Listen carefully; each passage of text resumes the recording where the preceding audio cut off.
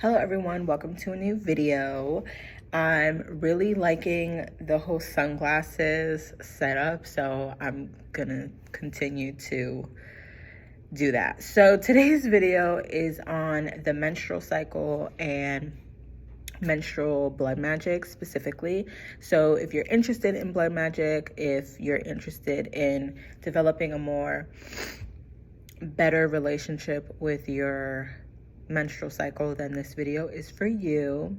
If you don't know what I'm talking about, then you can continue watching or not, but this is like a really specific video. I just want to say that. And so let's get started. So first, background is that I have actually had my period. Well, it hasn't been these past two cycles, but last year my period came on a Libra moon for a number of consecutive months, and it came on Friday for a number of consecutive months as well. And that was the first time that I actually saw that my moon cycle was syncing to a certain moon sign. And not only a moon sign, it was also pretty much syncing to like waxing gibbouses a lot of times as well, which is like really interesting. Sorry, I should probably put my notifications off, but and I noticed that, and so I started to do empirical research. I actually have some information on my Tumblr blog about my studies and whatnot. So I wanted to make this video for any of you guys out there who have your period coming on a specific moon sign day, and if you want to learn more about the energy that your womb is being like charged with. So yeah, this is what this video is for. So just to break it down a little more, let's say, and it doesn't have to be like consecutive, it just depends on you, right? So like for me, mine was consecutive. That was weird.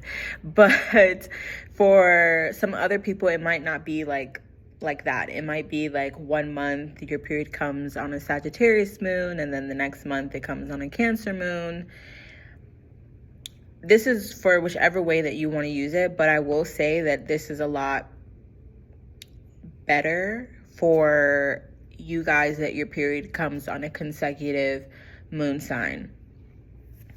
Okay, so what does this mean, right? Like, what is the purpose of all this? Well, the purpose of all of this is, if we're talking about blood magic and we're talking about charging our blood magic, you want to be, or you don't have to be, but for the sake of this video, you want to know like what your blood is already charged with, so that the outcome, the energy infused, the power infused within whatever spell work you're trying to do is like more heightened, or is already like connected to whatever energy that is. So for example, if your period has been coming on Aries moons, or your period comes on an Aries moon, and disclaimer, you also want to keep in mind the moon phase that this is under, but I'm just talking about the moon sign in this video.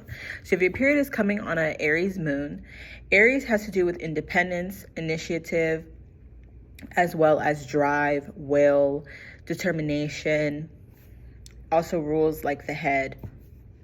So if your period is coming on an Aries moon, this is a good time to do spell work in relation to independence. If you kind of want to be like on your own in some way, shape, or form, you want to start something new, this is really good time. Anything that has to do with your head, so like it could be beauty, that's more Taurus and Libra, but you could do like head stuff and whatnot, having to do with the masculine. Aries also rules over blood as well. So this is like pretty heightened in and of itself if your period's coming on an Aries moon. Assertiveness, if you're having problems with confidence or just being like standing up for yourself, this is really good for that as well. Aries. Putting yourself first, you're having issues with putting yourself first, this is really good for that as well. Taurus moon, if your period is coming on a Taurus moon, this is really good for beauty, but this is also really good for comfort and self-care. So self-care in the way of like massages, or treating yourself. Also, if you're having troubles with sleep, I would say this is pretty good for a Taurus moon as well. Doing spell work that has to do with sleep, that has to do with food, nature as well. Let's see, Taurus.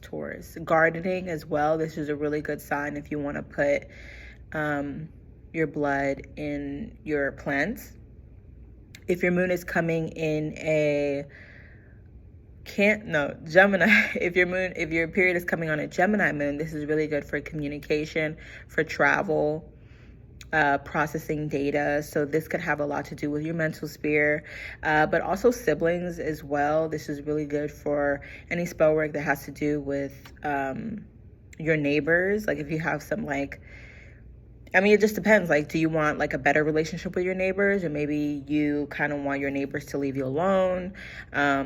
This is really good for that, or anything that has to do with your neighborhood, or anything that's kind of close in nature, in your city-wise. This is a really good time to do spell work in relation to that if you want to include your blood.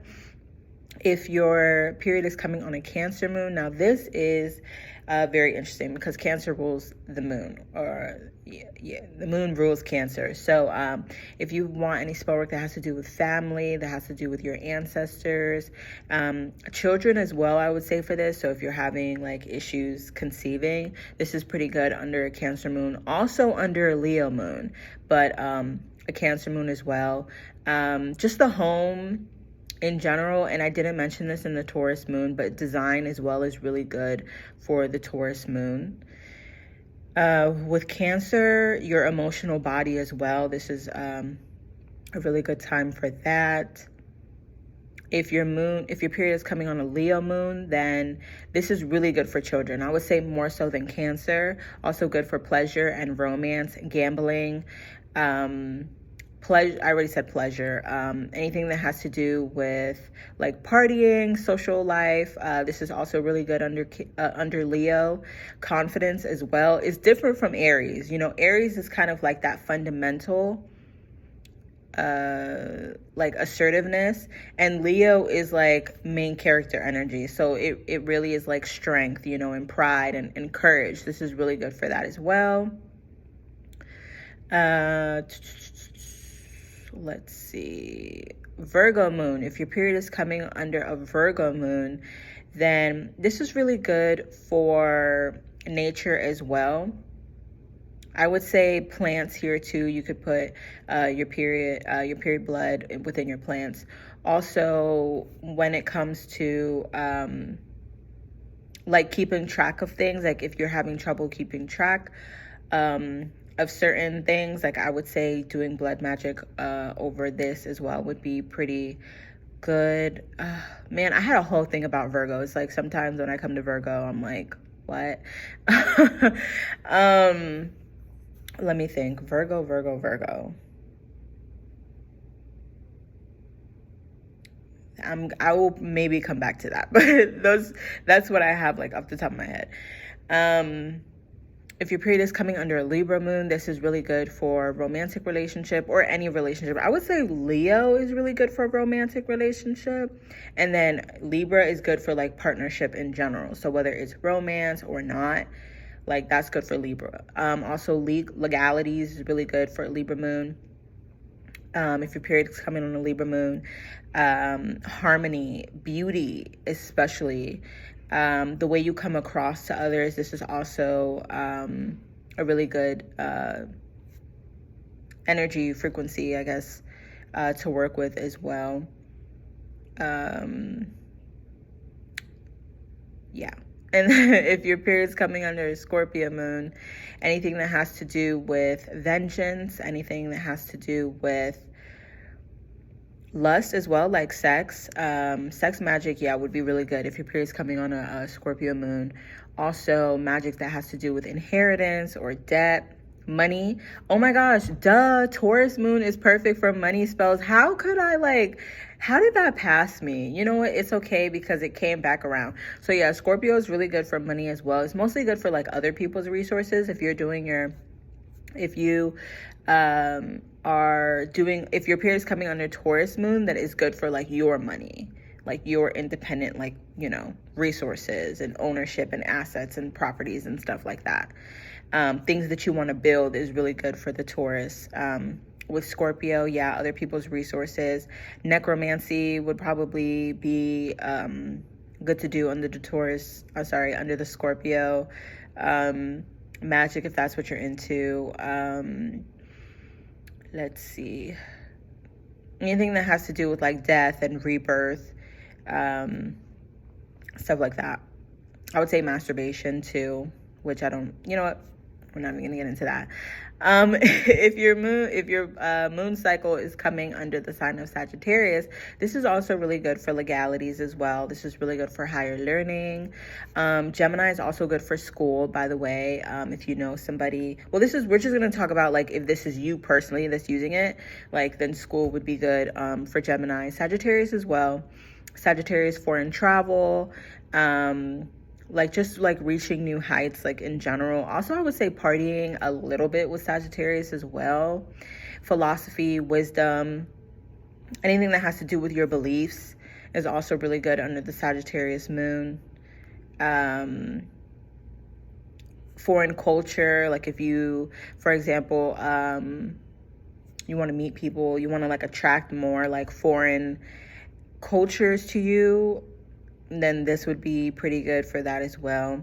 If your moon cycle is coming under a Capricorn moon, this is really good for legacy, for things that have a lot of longevity, as well as business as well, authority issues, or just spell work that has to do with authorities. Also, Scorpio rules over like binding and that type of stuff. So be like really intentional if your period's coming on a Scorpio moon and you're doing blood magic specifically for scorpionic themes. But you already know that. Okay, Capricorn. Yeah, land as well, I would say. Material security. This is really good for the Capricorn moon as well. If your moon cycle is coming under the Aquarius moon, this is really good for groups and organizations, friends, if you want to attract more friends, or maybe you just want to know like who is like stabbing you in your back or something like that. I don't know. Hey, I don't know. All I'm just saying these like very basic characteristics of every sign, so that like, if you never thought about this is the whole point of this video. Sometimes you think of stuff and you think about the most generic way to describe a sign, and then like all the other times you have this like very out of the world way of describing signs. It happens. So yeah, groups, organizations, connections, also community things as well is really good for the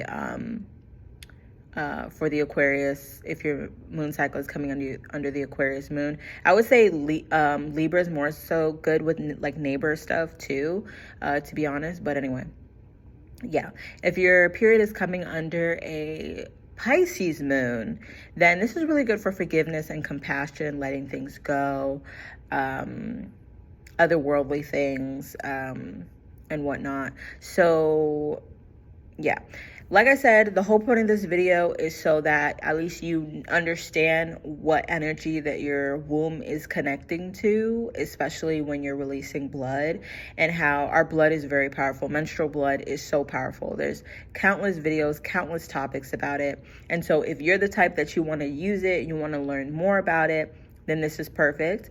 Like I said, my period was coming on a Libra moon for several months, and I did spell work using Libra energy once. If you want to go more in depth, I would suggest like doing Vedic astrology, nakshatras. Will really, you will like get your mind blown, if I'm being completely honest, when it comes to the nakshatra that your blood is like working with, if that makes sense. Another thing as well when it comes to this is knowing the degree that your period is coming under. So I would suggest that as soon as you see your blood for the first time, or you feel it or whatever, check what moon sign it's under, and check the degree as well. Because like, sometimes you may get your period and you're not paying attention to, you know, all of that stuff, but like I do. So I'm just going to put that out there. So yeah, check the degree. And then like, if you're into sidereal astrology, check the nakshatra that is under as well. That'll give you a lot more information. So that's all for this video today. Thank you guys so much for watching, and I'll see you guys in my next video. Bye.